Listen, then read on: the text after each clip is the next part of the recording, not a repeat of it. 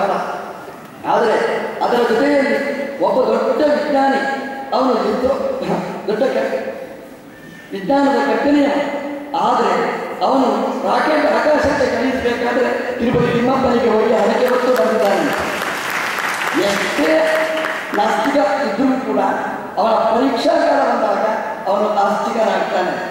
ಇಂಟ್ರಿಗೆ ಹೋಗುವಾಗ ಎಂತಹ ನಾಸ್ತಿಕರು ದೇವರಿಗೆ 3 ಸತಿ ಗರ ತಿರುಗಿ ಹೋಗ್ತಾನೆ. ಪರೀಕ್ಷೆ ಬಂದಾಗ ನಮ್ಮ ಚಿಕ್ಕ ಮಕ್ಕಳು ದೇವಸ್ಥಾನಕ್ಕೆ ಹೋಗಲಿಕ್ಕೆ ಜಪ ಮಾಡಲಿಕ್ಕೆ ಹಿಂದೆ ಬಂದ ನೋಡುವ ಹುಡುಗರು ಕೂಡ ದೇವಸ್ಥಾನಕ್ಕೆ ಗರ ತಿರುಗಿಕೊಂಡು ಗೆಳೆಯ ನೋಡಿಕೊಂಡು ಹೋಗ್ತಾರೆ. ಯಾಕೆಂತಂದ್ರೆ ಎಂಥವನಿಗೂ ಕೂಡ ಸ್ವಲ್ಪ ಭಯ ಇದ್ದೇ ಇರುತ್ತೆ. ಪರೀಕ್ಷೆಯ ಭಯ, ಇಂಟರ್ವ್ಯೂನ ಭಯ, ಸಮಾಜವನ್ನು ಎದುರಿಸುವ ಭಯ. ಅಧಿಕಾರಿಗಳಿಗೂ ಅಷ್ಟೇ.